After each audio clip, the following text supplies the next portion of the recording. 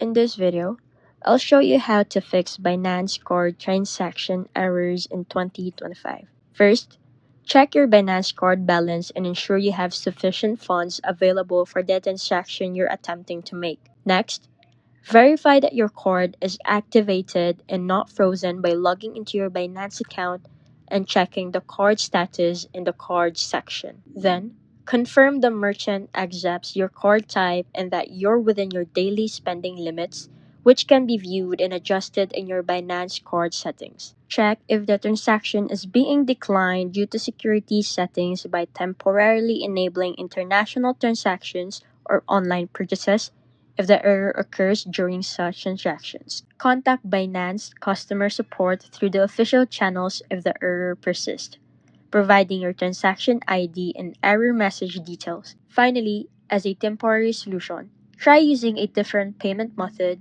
or wait for a few hours before attempting the transaction again, as some errors are temporary network issues.